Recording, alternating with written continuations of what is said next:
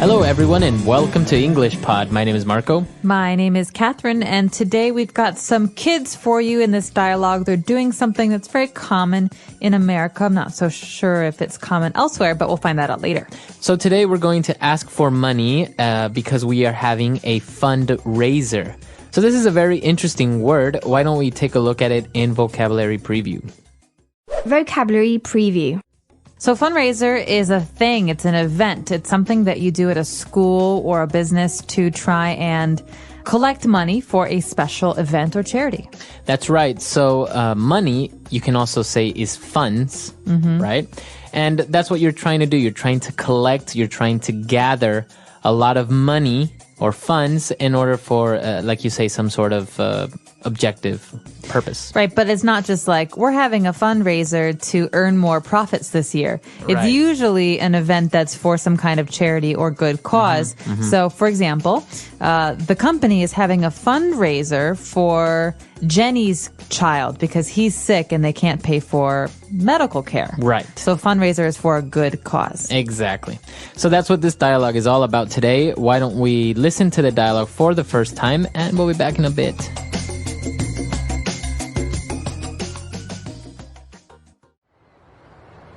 Okay, Mark, it's your turn to ring the doorbell. I did it last time. I hate going door to door, and I hate asking for money. But we need to raise enough money for the school fundraiser so that our class can win the pizza party.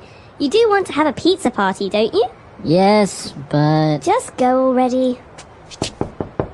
no one's coming. Try again. Maybe there's no one home. Of course there's someone home. There are 2 cars in the driveway and I can see lights on in the house.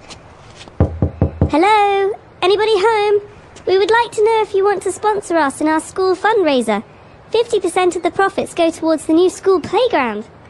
I don't know why anyone would want what's in this catalog anyway. It's just a bunch of tacky Christmas ornaments, CDs of old people singing Christmas songs, and special crackers and cheeses and boxes of chocolates. You don't like chocolate? Not this kind. They've got weird names like ganache and praline. Look, I just saw someone walking around inside. These people are being very rude. Finally, someone's coming. They don't look too happy. Hi, sir. Would you like to sponsor us or make a donation to What grade are you kids in? grade 7? Then for goodness sake, don't you see this sign? Can't you read? No soliciting? All right, so obviously the kids are selling candy and a lot of different things for their new playground. That's the fundraiser, right? So they use a lot of interesting words and phrases there. Why don't we take a look at a couple of them on Language Takeaway? Language Takeaway. Well, the first word is one that, Marco, you've already talked a little bit about today. We talked about fundraiser, to raise. Well, we do have the verb here, to raise enough money. So raise is a verb that means to collect or gather or to get. That's right. So you wouldn't really say we are collecting money or we are gathering money. You say we are raising money for the victims of the earthquake in Haiti. That's right. So the reason we don't say we are earning money is because you're not doing any work. Right. Really. You're not going to the job at 9 o'clock and leaving the job at 5 o'clock. You're actually asking people for donations. Exactly. So that's what you're doing. You are raising money. And now moving on, another way that you can help people maybe through a charity or donation is also to sponsor someone or something. Okay, so people can sponsor events or people, and companies can also do this as well. So to sponsor someone is basically to give them money in support of a cause. Right. For example, have you ever done one of those 5K runs or 10K runs? Did you have to collect sponsors basically to find people who would help pay money for you to do this run? Not personally, but I know people who have, who actually get companies interested, and maybe that person, for example, is going to run 5 kilometers in this race in order to raise money for victims of some serious illness. And so they get sponsors, they get companies to donate money for this cause. Right. You could have a person or a company sponsor you. They could be your sponsor by giving you money that you can then use for this charity or special cause. That's right. But the difference between a fundraiser and to sponsor something or someone is that sponsoring is not always for a charity or for some sort of non-profit cause, right? We have many sponsors for concerts or for sporting events. That's right. So oftentimes when you see athletes, they have their sponsors or their sponsors' logos written all over their jerseys, the clothes that they wear. So, for example, if you're watching Formula One racing, you see the Ferrari and the bank emblems and all these different things. That's right. So those are different ways of sponsoring events or people. And now moving on, we have a word that's, well, not really related to money and fundraisers, but it's a very interesting word and very common. When the kids mention that they're selling a bunch of tacky Christmas ornaments. Tacky. Tacky. Okay, you're going to hear this a lot, and the interesting thing about the word tacky is that it means something different to everyone. So what I think is tacky might be just normal for Marco, and what Marco thinks is really tacky might be something that I actually like. Right. And so tacky is basically a bad thing. It means something is not good looking or not very fashionable. Fashionable. It's like in bad taste. But as you say, taste is something subjective, right? So maybe, for example, sometimes we say that when girls wear too much makeup, it's very tacky. Right. Bright red lipstick and blue eyeshadow. Exactly. So a guy might say, oh, that's so tacky. Whereas another person might not think it's tacky at all. So this happens a lot, and we use this word a lot with decorations, for example. For someone's house, you may describe it as tacky, or a restaurant or a bar.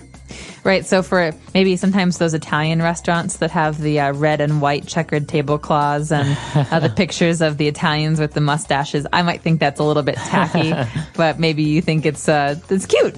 Right.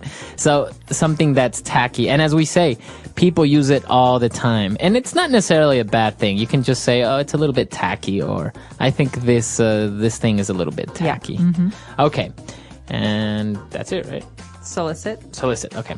And our final word on language takeaway, towards the end of the dialogue, when the kids were reading the sign said no soliciting, and they didn't understand what that means. What does it mean when you have a sign that says no soliciting?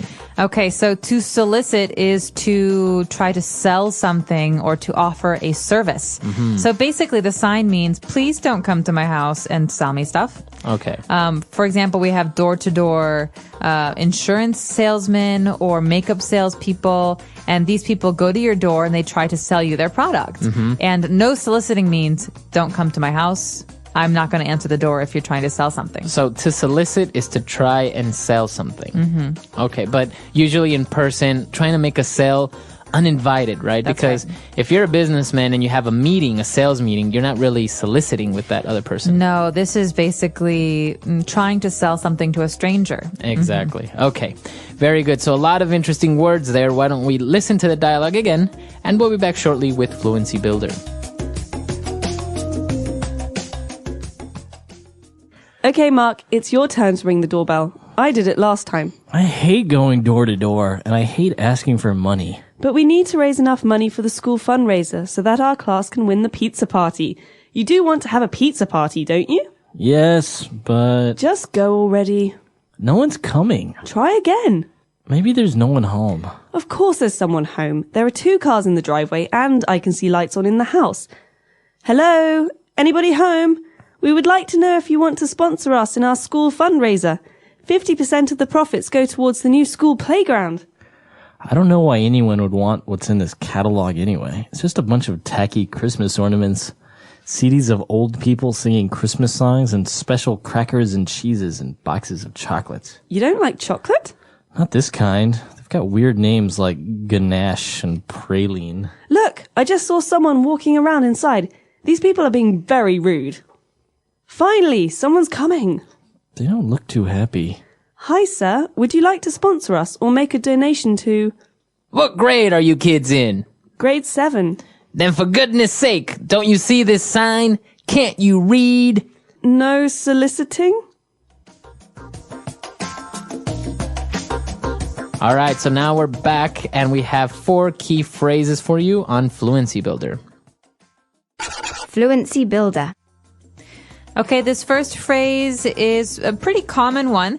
We wanted to make sure that everyone was comfortable with the verb that goes with doorbell. So, Marco, what do you do to a doorbell? You ring the doorbell. You ring the doorbell. So you don't touch it, you don't press it. You can press it, but you ring the doorbell. That's the verb. Okay, so for example, when I was little, my brother and I always used to fight about who could ring the doorbell. Really? Yes. I loved ringing the doorbell, and so did he. Do you do the long ring or do you do the Ding, ding, ding, ding, ding, ding. You do it like that. The annoying ring.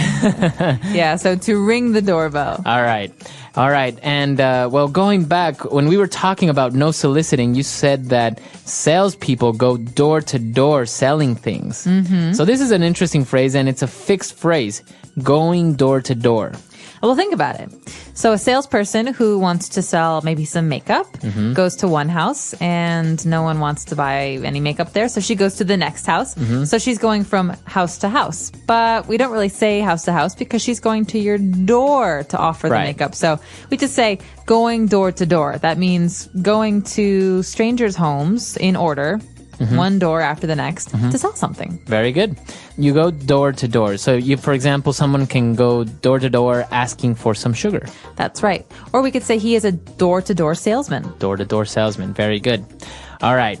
And now we have an interesting question, and it's a very good one because it's a question that comes up a lot.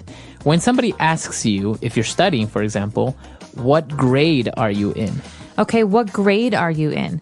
So in the American system, for example, we have the very, very bottom, grade K, which is kindergarten for maybe a 5-year-old. And at the very top, we have high school, grade 12. Right. And so in between, we have 1, 2, 3, 4, 5, and up. And so basically, to find out what year in school a student is, you have to ask him or her, what grade are you in? Right. So then the person would say, I'm in 6th grade, I'm in 8th grade. But this is the way you ask this question for school, as you said, a kid that's maybe 5 years old all the way to 18 years old in high school. What grade are you in? Now, if you're in university and you want to ask your friend what year of university that person's in, then you say, what year are you? What year are you? Yeah, you don't say grade. So basically, grade refers to, like what you said, Marco, those first 12 years of school. And so we call them we don't call it grade school. So you could ask anybody under the age of 18, what grade are you in? But when you go to university or when you're talking about university students, it gets a little bit different. So you can say, what year are you in, or what year are you? So if you're not sure about someone's age and you maybe think they're in college, you can ask them, what year are you? But generally, anyone under 18, what grade are you in? Okay, good. All right, and our last phrase, and this is kind of an expression, right? Yeah. Goodness sake, for goodness sake. Okay, so let's look at the context. The kids say, we're in grade 7, and the person at the door says, then for goodness sake, don't you see this sign?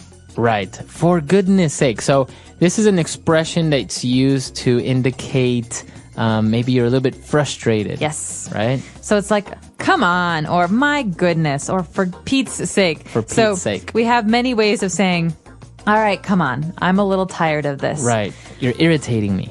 Right. So basically the person's saying, you are too old for this.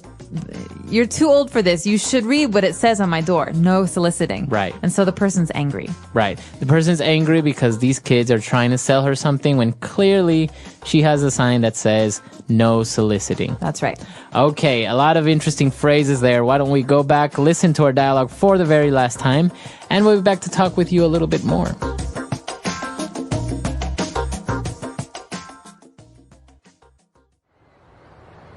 Okay, Mark, it's your turn to ring the doorbell. I did it last time. I hate going door to door, and I hate asking for money. But we need to raise enough money for the school fundraiser so that our class can win the pizza party.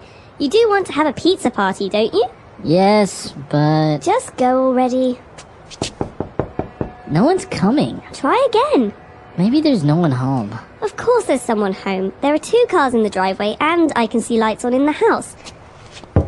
Hello? Anybody home? We would like to know if you want to sponsor us in our school fundraiser. 50% of the profits go towards the new school playground. I don't know why anyone would want what's in this catalog anyway. It's just a bunch of tacky Christmas ornaments, CDs of old people singing Christmas songs and special crackers and cheeses and boxes of chocolates. You don't like chocolate? Not this kind. They've got weird names like ganache and praline. Look, I just saw someone walking around inside. These people are being very rude. Finally, someone's coming. They don't look too happy. Hi, sir. Would you like to sponsor us or make a donation to... What grade are you kids in? Grade 7. Then for goodness sake, don't you see this sign? Can't you read? No soliciting?